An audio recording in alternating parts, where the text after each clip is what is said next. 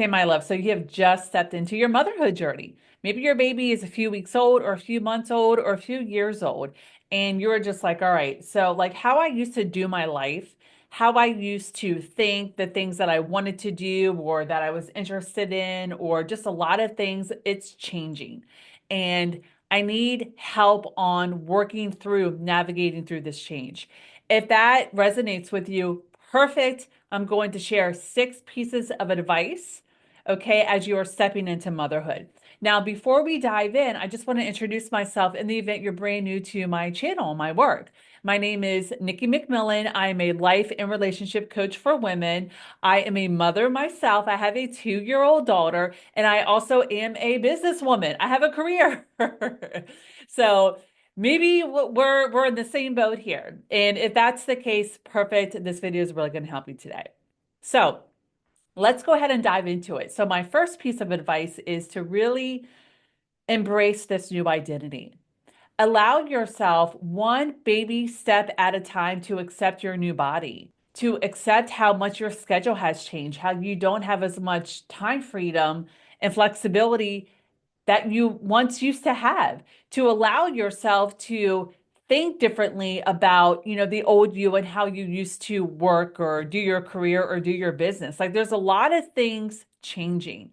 And embrace this new identity, this new chapter, meaning with all of these things, with the body, with the time freedom, how that isn't how it used to be anymore now that you have a baby, in like your career passion and your ambition there. Allow this to be different.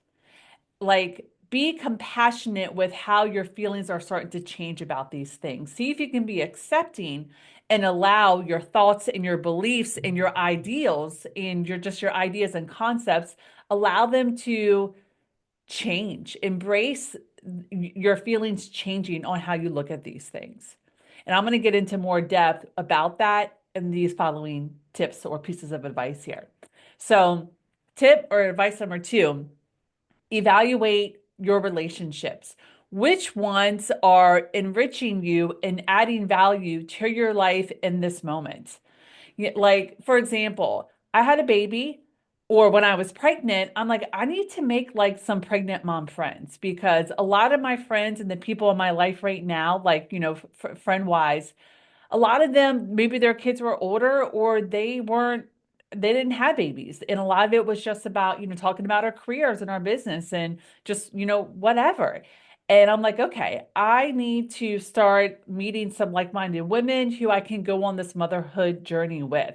And that is going to limit how much time I have to spend with people in my life.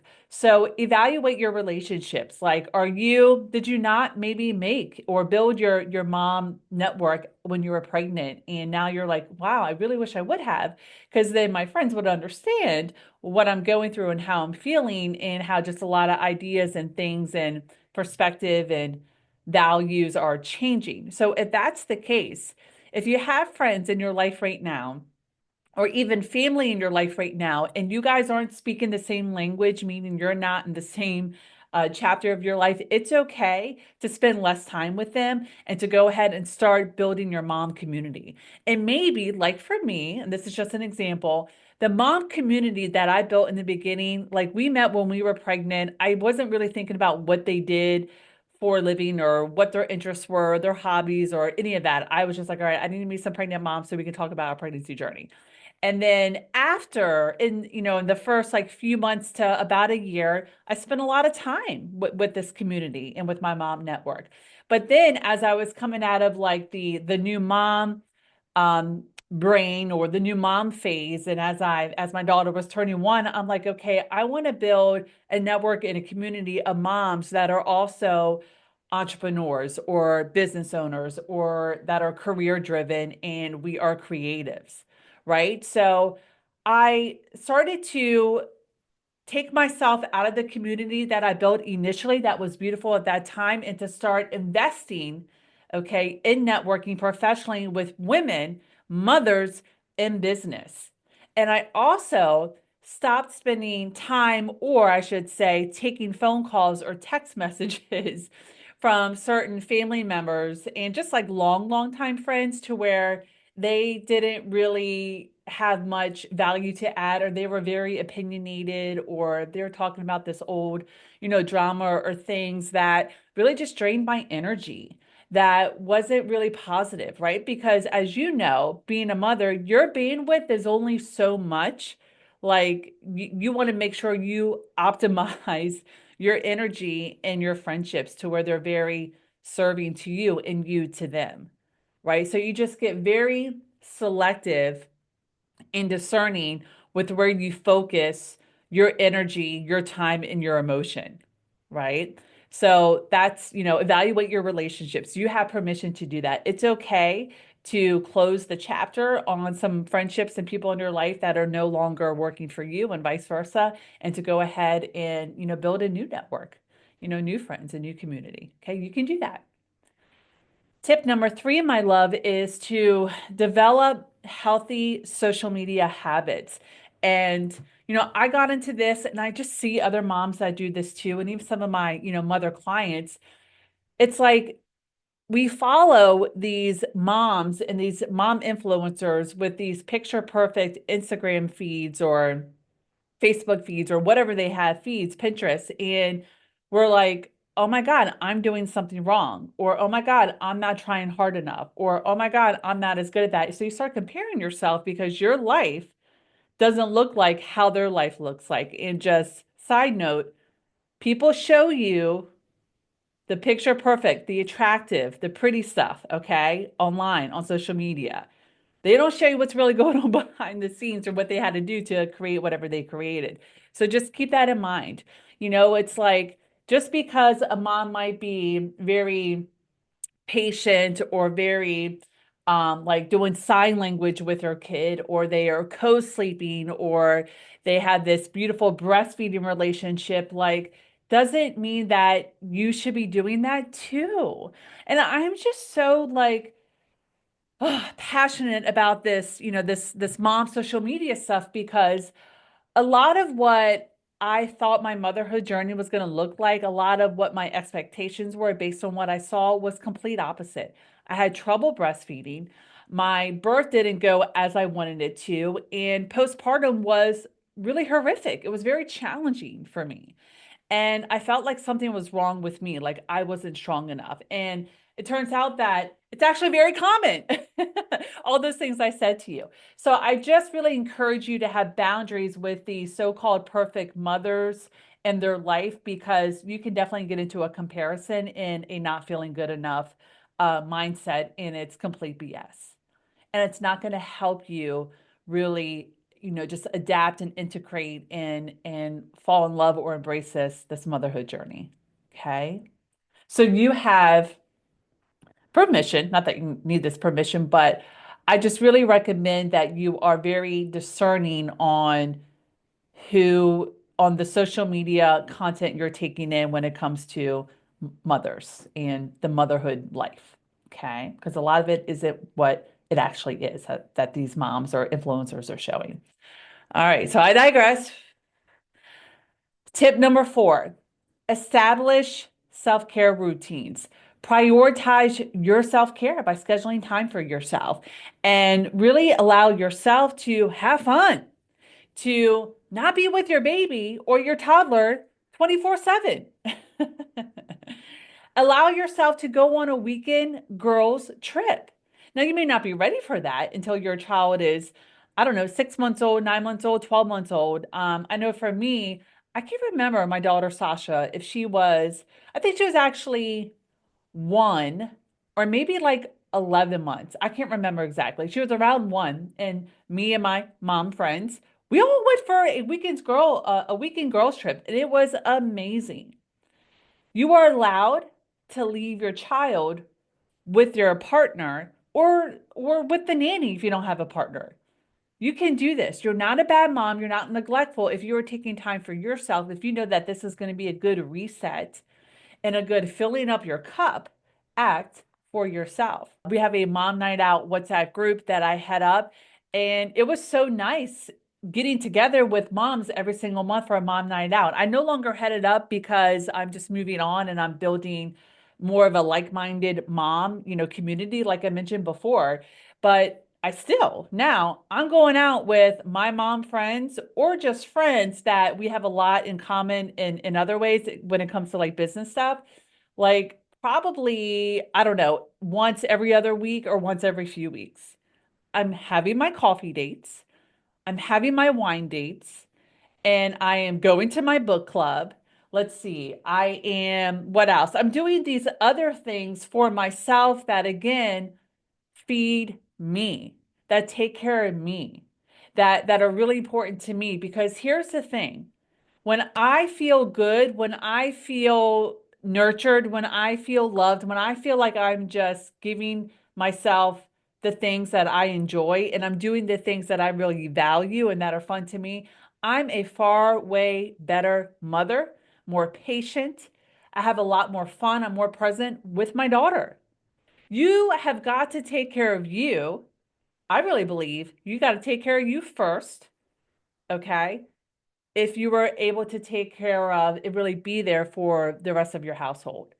And I'm not just saying like go out and have social golden trips, like self-care stuff, like allow yourself to take a long hot shower without being interrupted.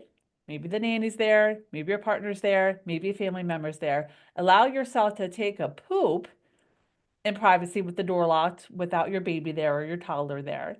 And allow yourself to exercise. I think that's a big thing. I feel like because our body goes through such a huge transformation after giving birth, we need to exercise. We need to make time for movement. So I'm working out or exercising at least 5 days a week, sometimes a little less, but then sometimes a little more. I love doing the infrared sauna. I love taking long walks. I love doing my 20-minute circuit that I do in our basement in my little gym there. Like I'm doing all of these things and I'm prioritizing them because again, if I'm good, again, if you are good, you are meeting your needs, you are mothering yourself, you're going to be a better mother, partner, friend, okay, business person, professional person as well. Take care of yourself. If that includes handing off some of the child duties to your partner or to another caregiver that's helping you out. All right. Okay. Number five. Listen, consider a career shift. If what you used to do no longer works for you, meaning like you're just losing interest in what you did, you don't want to hustle as much anymore, or the work-life balance isn't there in your career or your business, it is totally fine and okay and highly encouraged that you go ahead and restructure it to give yourself permission to entertain a new industry, to go ahead and just rebrand, like if you have your own business, rebrand your whole program or your whole business. Again, that's what I've been working on. And it's been really self-honoring. It's been feeling really aligned and authentic. And I just have so much more energy because I'm giving myself permission to do a complete rebrand and reschedule and a restructure of how I do things. It's same with you. If you have been a doctor or a nurse for years, and here you are now with your new baby or kids, and you're like, dude, I can't balance the both of this. Like I can do it, but it doesn't feel good. It's okay to reevaluate how you want to do your career. If you want to work part-time, maybe you want to get into another field, maybe you want to do some consulting, whatever. Maybe you want to take off for a year or two, that's fine. You can do that. You're not a failure. You're not a quitter. You're no less worthy.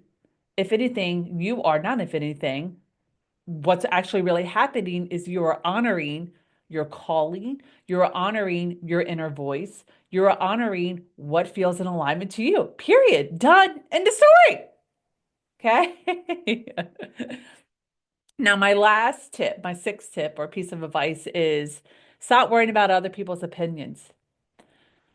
As you are starting to create a life on your terms, do motherhood how you want to do it and how it feels in alignment for you. And it may look very unconventional.